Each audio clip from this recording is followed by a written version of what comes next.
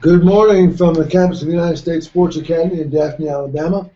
This is Sports Talk, and as you know, every Wednesday morning at 11:30, we have a roundtable discussion, and it is a very roundtable, by the way, involving the Academy staff and faculty. I'm Dr. Arthur Ogden, and I serve as the moderator for this august body. Today, to my right is Dr. Tim Foley, who is the Dean of Student Services, and to my left is Dr. Fred Cromartie, who's Director of Doctoral Studies. Both of these young men have had extensive experience with professional athletes and college athletics. And today we're going to take a look at a very basic question because we hear so much about LeBron and Melo and Chris Bosh and so forth, and everybody signing all these contracts, and they're tossing around millions and millions of dollars as potential contracts. And even at this moment in Las Vegas, Pat Riley is meeting with LeBron James to discuss what's going to happen down there with the Heat. But has all this free agency, which is what has resulted, made the NBA a traveling circus because players don't seem to stay in the same place as they used to? So we want to take a look at the effects of free agency on the NBA, and has it really turned the NBA into a cabal of players as business entities with their branding and so forth, and it really seems to be no longer about the game. As a background, we know this free agency really got off well with the Curt Flood case. And even though Curt Flood did not win, it laid the foundation for several other cases. Case in point, we were talking about just before we came on air. Dr. Cromartie pointed out the Spencer Haywood case, which he wanted to get out of college early. A lot of things have changed with respect to that. But every year there is the CBA, collective bargaining agreement, which will frame the whole discussion with the salary caps and so forth. So we take a look at the NBA versus the NFL. But the NFL, the NBA, and the women's NBA do have free agency within their contracts. And this is, again, a contract that is bargained by the owners of the teams, various teams in the league, and the players' unions. As I said, we're being bombarded with what's happening to LeBron, what's happening with Carmelo Anthony, what's happening to Chris Bosh. But we can look back at the days when Magic Johnson stayed with the Lakers and Larry Bird stayed with Boston for, it seemed like, centuries. And Isaiah Thomas, as long as he was with Detroit, and he literally turned that around, would they have even bothered considering these kinds of moves? We're going to discuss that. We're also going to take a real quick look at the NBA salary cap. Now, for those of you who are not so sure what it means, the salary cap is an arbitrary figure, although the actuaries and so forth will tell you it's not arbitrary, that is agreed upon by the Players Association and the NBA, or the NBA owners, in which it is hoped that no one team or one organization, because of its deep pockets, will be able to gain a competitive edge on the rest of the league. But there are a couple of problems with what's called the soft cap, and that's what the NBA has. They have a soft cap. The NFL has a hard cap. In other words, it is fast, it's fixed, and it does not move. The NBA has several clauses in it which allow them to have a softer approach, and probably the most prominent one is what is called the Larry Bird exception, in which a team can re-sign its own players, allows it to re-sign its own players without it counting toward the salary cap. Also, second-round draft choices don't count in the salary cap. There is also the luxury tax line. Now, let's suppose this year the salary cap is $58 million per team. If they go over that, let's suppose the team goes up to $78 million. What that team will have to do is to pay the $20 million for dollar overage to the league, and that money is split up amongst all the teams. It is almost Byzantine the way they structured this, and many many teams will hire a salary cap expert. And so I just wanted to give you all some background for that. But there are some items that we want to take a look at. Fred, would you compare, in the capsule form, the older business model of the NBA franchises with any of the models that were around today? Well, you have to understand, though, too, with some of the older models, too, was under a different collective bargaining agreement. Right. So the main premise that comes to the focal point, though, is that in each collective bargaining situation, the players are asking for something and the owners are asking for something. This last collective bargaining agreement was basically over $9 million, pretty much like the NFL, and the players agreed they would give up a larger portion, and the owners would be in a better position to have money. So the whole concept is basically about being able to spend money to field a quality team. Now, you mentioned the Lakers, you mentioned Celtics. Let's not lose sight of the fact of the Bulls. So there's our older model. He's from Chicago. No, I am from Chicago, but I use that as a model because the fact of the matter is that the only year that Michael Jordan was the highest paid player on the Bulls was in the final year of his contract. Right. Because Michael Jordan was smart enough and his agent was shrewd enough to understand there was going to be an opportunity to make a tremendous amount of money outside of the basketball income. Right. So the Bulls did take advantage of that. The Reinsdorf family was able to take advantage of that fact that Pippen, Jordan, and all of them were willing to give up in order to be able to sign other players like Kerr and Rodman and people like that. So that makes a big difference. Well, how would you compare, say maybe Larry Bird's attitude, Magic Johnson's attitude toward the game to today? Come on, get in here. But see, well, remember, the fact of the matter is that both Bird and Magic were surrounded by great players as well. Okay, you didn't have as much disparity, so to speak, as you do today in the mix. I mean, you had great teams, great players, and they wanted to stay together. Nowadays, it is a fact that these guys do understand business comes first, and it's sort of changed the mindset.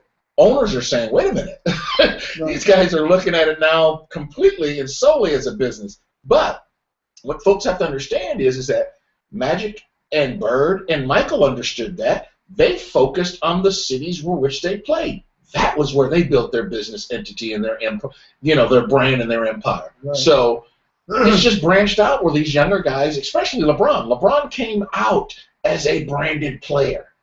And he's taken full advantage of it. Yeah. But he's also one of the players in Miami. He was not the highest paid player. Right. Now, with respect to this whole business model and business approach, Tim, what's the difference, you think, between the players like Magic and Bird and the players of today when it comes to the business model?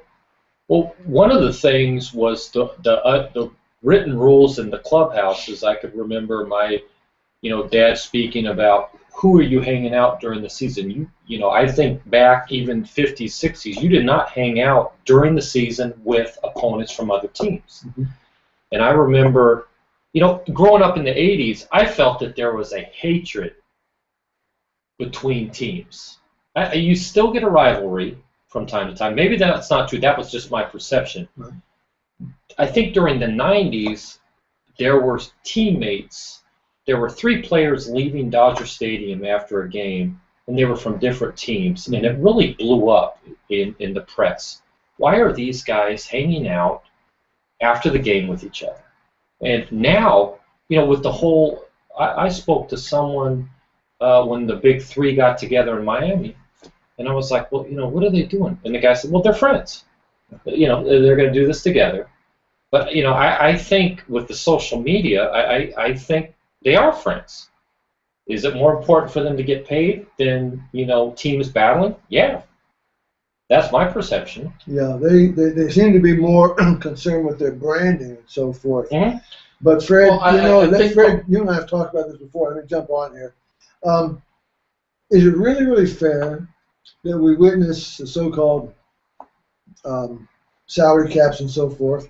But as you and I talked about earlier, there are no caps for the owners, which is obvious, but for the front office people, You know, the GMs, the vice presidents, the marketing people. There's no cap on their salaries. No. But see, it's easier for us to put the focus on the players because that's whose incomes that are pretty much readily out there and publicized. You know, we get a range. Well, he signs for the maximum, and right now in certain teams and that the maximum contract could be as much as $122 million. You know, for a period of time. So that's the thing that we as consumers of sport focus on.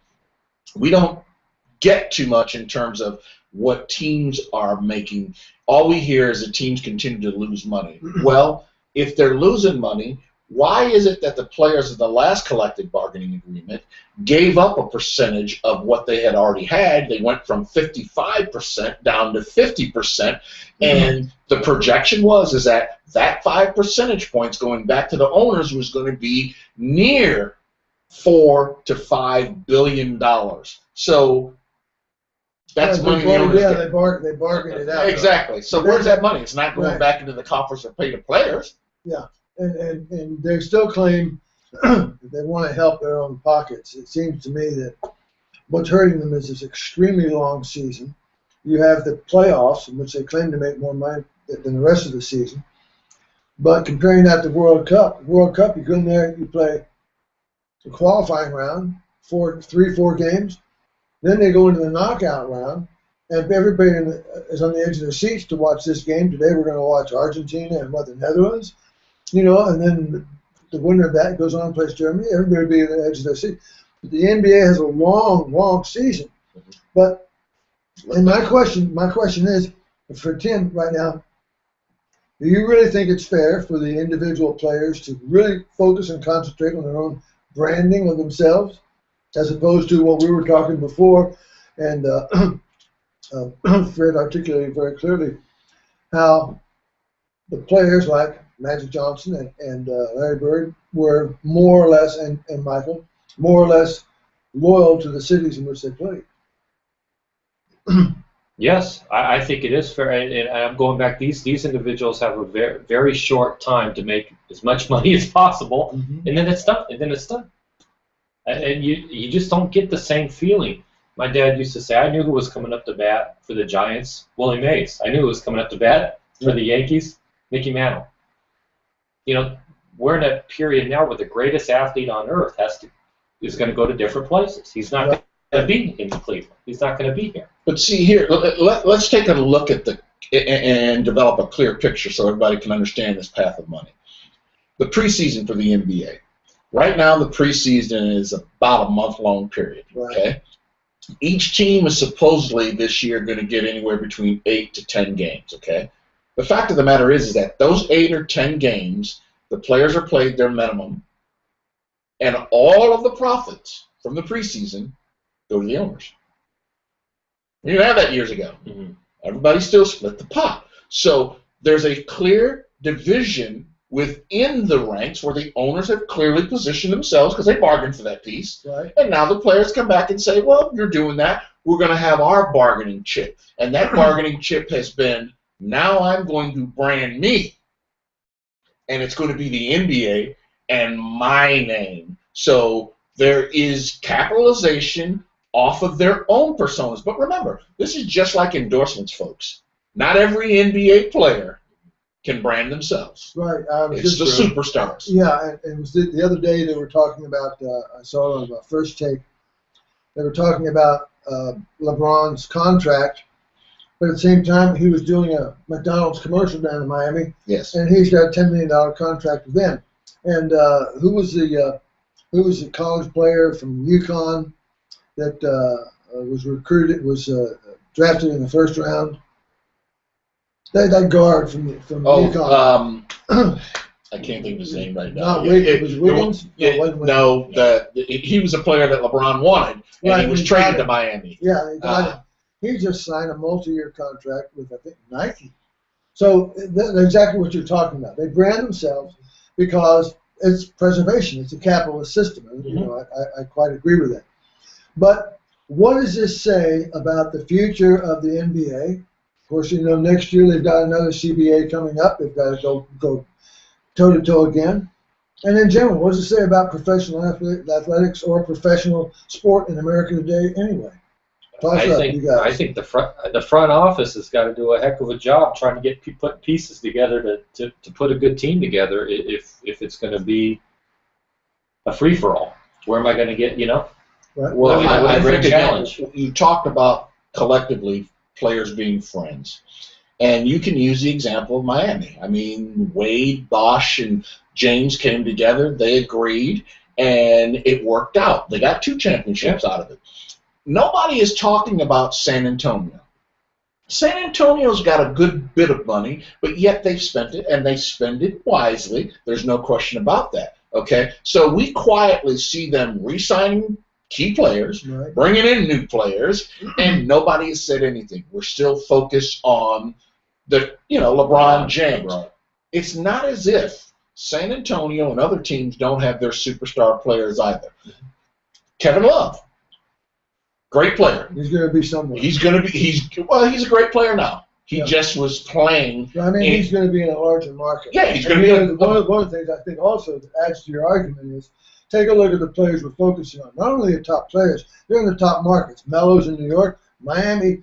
Miami, a lot of people don't realize Greater Metropolitan Miami has about a 6 million population. It's a very large market. Now, LA has kind of taken itself out with the poor performance they've had and the terrible management of the Lakers since Dr. Buss died. But then, Kevin Love, where's he been? Milwaukee? That's not a big market. Where's Minnesota. he been? Minnesota. It's not a very big market. No, not at all. And then the next biggest market after those is Chicago. Houston's not that big a market, and so you're right. San Antonio is not a big market at all, but they do things quietly. They work together as a family, which is some of the things that you and I have talked about frequently, and you talked about with your dad. Mm-hmm. So these are the kinds of things that influence us, and these are the kinds of things that we hope that everyone pays attention to. Well, let's one last note before we finish up. Let's pay attention also to championships and how that boils down into. If you look at the NBA, you've had in the last 10 years or so 9 different teams. Yeah. Okay. Constantly, it just turns around. But when you look at baseball, when you look at the NFL, when you look at hockey, there is much more parity in terms of championship teams that have an opportunity. Basketball doesn't, and that's where we get back to the market. They focus on those big-time markets. Right, the larger markets. Yeah. That usually get their way. Okay, Tim, one thing you want to add at the end here? I think, again, going to the front office, what a great challenge to try to get these pieces together to be competitive. Thanks for joining us. We want to thank you all for also sending in the emails, suggesting topics that we discuss. And have a great day. And this is Yours in Sports from Sports Talk. Bye-bye.